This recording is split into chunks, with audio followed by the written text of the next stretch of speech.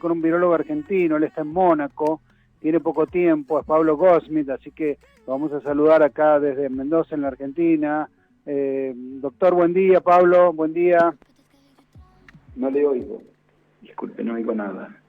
No, a ver, ¿me puede subir un poquito? No se oye nada de lo que está. Doctor, buen día, ¿nos escucha un poquito mejor ahora?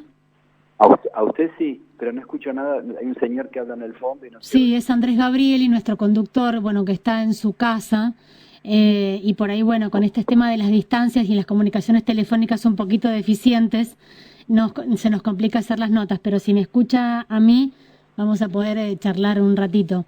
Lo saludo nuevamente, doctor. ¿Cómo le va? Muy bien. ¿Cómo está usted?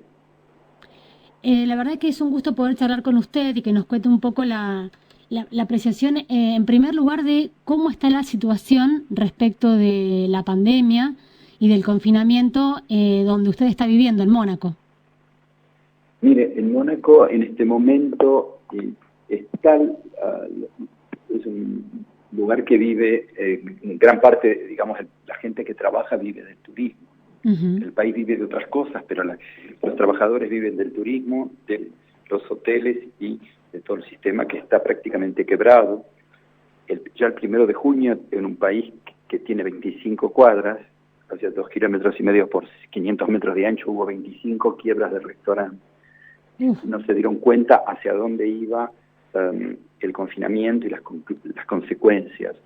Entonces ahora en Francia hay un encierro prácticamente total, sí, con varias contradicciones, como por ejemplo errores que hizo el ministerio de haber abierto los supermercados, los negocios, pero prohibir las librerías. Usted se imagina a nivel cultural, claro, un país como Francia lo que significa. Acá está todo abierto, pero no se puede tomar café, solamente se puede llevar, solo hay delivery. Y en Mónaco los restaurantes abren de 11:30 a 2:30 de la tarde y de 7 a 9:30, y después la policía multa a los restaurantes con 135 euros por abrir. ¿Cuál es la lógica de que la gente se infecte de 7 a 9:30 de la noche, no se infecte y se infecte después? Es todo tan, digamos que toda esta situación que yo estoy hablando desde el inicio del brote que hay de esta infección viral, está volviendo realmente totalmente desorganizado todo el sistema lógico de razonamiento, porque sí, uno trata de explicar qué pasa, están abiertos los colegios, usted cruza, por ejemplo, la frontera y está acá a poquitos kilómetros. Pasa a Italia, es diferente. Mónaco tiene frontera con Francia, la calle del otro lado de la vereda es Francia, y usted cruza la calle y tiene todo cerrado y viene para este lado de la calle, de la vereda, una vereda está abierto, la otra tiene prohibición de abrir. De este lado de la vereda usted puede comprar libros, de la otra no. De este lado los supermercados pueden vender todo, del otro lado solo lo imprescindible. Entonces la cuestión, por ejemplo, el día del 1 de noviembre, el Día de Muertos, sí, las flores son imprescindibles, el detergente, el papel higiénico. Entonces usted se imagina las discusiones permanentes, la prensa, la ocupación del espíritu humano en este tipo de tema, pero tan aberrante por un virus respiratorio, que hay que tener, por supuesto, en cuenta para proteger a la gente vulnerable. Pero desde enero yo estoy diciendo, y lo trato de explicar, hay que cuidar a los vulnerables, sabiendo que genéticamente hay gente que se va a enfermar, y que genéticamente hay gente que va a pasarla muy mal, y que otros van a morir, porque se sabe que hay predisposiciones específicas a la gravedad. Pero el problema además es que, sabiendo todo eso, cuidemos a la gente vulnerable y dejemos vivir a los demás.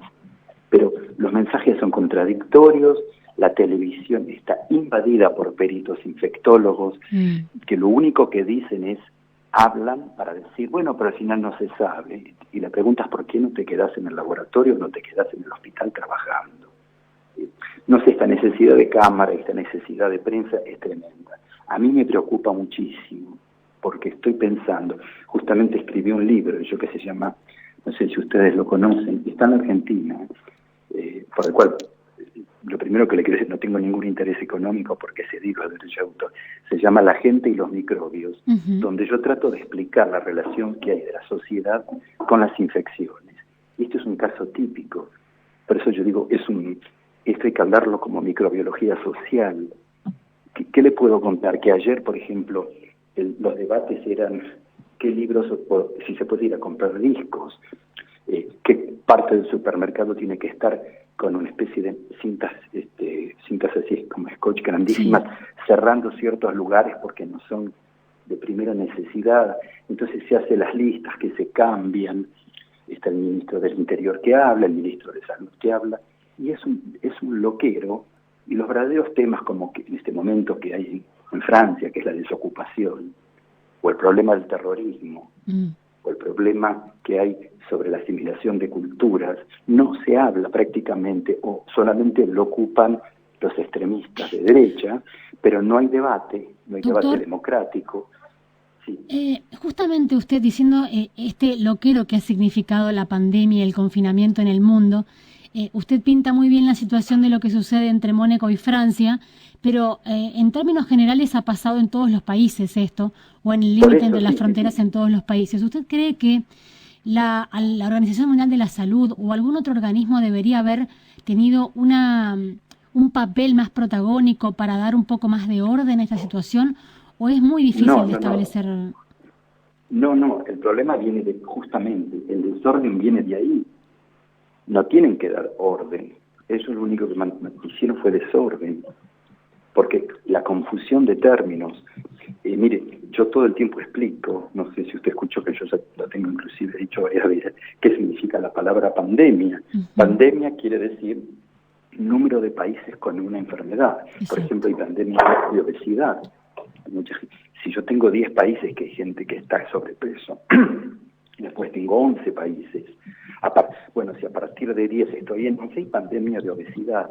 Por ejemplo, si hay muchos suicidios en 8 países y el año que viene hay suicidios en 11, hay pandemia de suicidios, quiere decir número de países. Pero la palabra pandemia no conlleva, pero de ninguna manera, la severidad, ni el número de muertos, ni la gravedad de nada.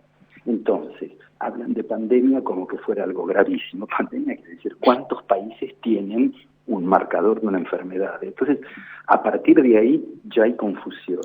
Y el problema, creo que fue Voltaire que lo dijo, el drama empieza cuando uno nombra mal las cosas. Y todo está mal nombrado. Marce. Doctor, volviendo a lo interesante que me sugirió el título de su libro, ¿por qué le tenemos tanto miedo a los microbios y específicamente con la situación que ha desatado este virus? Porque hubo problemas de formación de los médicos, formación de los peritos, de los epidemiólogos y la prensa que copia y pega y no analiza. Entonces, si usted pone pandemia en mayúscula, como que fuera la pandemia al fin del mundo, en vez de decir hubo 11 países o 10 países que detectaron un microbio, entonces el miedo es, mire, justamente yo lo explico en el libro. Hannah Arendt escribió un libro que se llama Los orígenes del totalitarismo. Usted puede manejar a la gente dándoles miedo. Lo hicieron los nazis muy bien. Usted crea un enemigo de adentro, de afuera, y enseguida empieza a asustar. Bueno, aquí hubo un enemigo que no fue la ocupación por otro ejército o por los extraterrestres. Acá nos ocuparon el territorio internacional con miedo a un virus. Bueno, vamos a ver si el año que viene, cuando se terminen las estadísticas, si la mortalidad fue tan dramáticamente superior a todos los otros casos de enfermedades respiratorias. Todavía no lo sabemos. Se piensa que por ahí hubo un 12, un 15% más de personas que fallecieron. Pero mientras tanto no se atienden las otras enfermedades. Doctor, Andrés Gabrieli, nuestro conductor, creo que ahora sí lo va a poder escuchar, también quiere consultarlo. Doctor, ¿me escucha? Sí, lo escucho. Buenas tardes. No, le quería preguntar porque hay mucha expectativa en el mundo y sobre todo en Argentina por las vacunas, gran expectativa con la Sputnik Rosa, ahora Pfizer que ha conmocionado al mundo. ¿Cómo está la carrera de las vacunas y cuáles son sus expectativas, doctor? Mire, yo no tengo la expectativa mía desde lo científico, hoy es 0. Y se lo explico por qué. Usted toma se lo voy a contar muy simplemente, y de ahí el problema de la prensa. Por eso yo digo, tienen que estudiar, y los que van a la facultad, y los periodistas, y tienen que analizar. Fíjese, yo tomo 100.000 personas y le inyecto la vacuna, ¿sí? El mes que viene o dentro de 2 meses le saco sangre y digo, tienen anticuerpos. ¿Qué quiere decir? Que la vacuna tenía una sustancia extraña al cuerpo, un cuerpo extraño, y uno produjo anticuerpos. Le metí un antígeno y me hizo anticuerpos, 90%, ¿sí? ¿Eso quiere decir que esa gente no se va a enfermar? Eso quiere decir que tienen anticuerpos. La eficacia la veremos el año que viene si esa gente que tuvo anticuerpos no se infecta con el COVID. Lo único que se sabe es que la gente hizo anticuerpos. Anticuerpos no quiere decir anticuerpos protectores. Pero fíjese que por la prensa, por la ignorancia de mis colegas y por la facilidad de copiar y pegar cables, la acción de Pfizer, cuando se anuncia eso por una agencia de comunicación, se fue ayer de 36 a 42. Entonces, ¿cómo puede ser que pisemos el palito de una manera tan ingenua y no nos demos cuenta que la vacuna no es prueba de eficacia? Es prueba de producción de anticuerpos. Hasta ahí de acuerdo. Ahora, hay distintas posibilidades de producir anticuerpos, hay varias alternativas, pero ¿qué pasa? Hay una competencia entre las task force de las empresas, los grupos financieros que están detrás y la prensa. Pero yo digo, ayer me estaban diciendo, pero la vacuna probó eficacia. No, probó que induce anticuerpos, pero está bien. Vamos a ver si son anticuerpos que sirven, porque hay anticuerpos que no son protectores. Fíjese, lo que yo hacía durante muchos años en el hospital, la gente venía con herpes, ¿no? O con culebrilla, pero tenían herpes bucal o tenían herpes genital, y tenían 5.000 a 10.000 de títulos de anticuerpos, ¿sí? Entonces usted tenía un título de 10.000 y la gente estaba llena de herpes. Quiere decir que hay anticuerpos que no son protectores. La manera de decidir la eficacia es si la enfermedad aparece o no.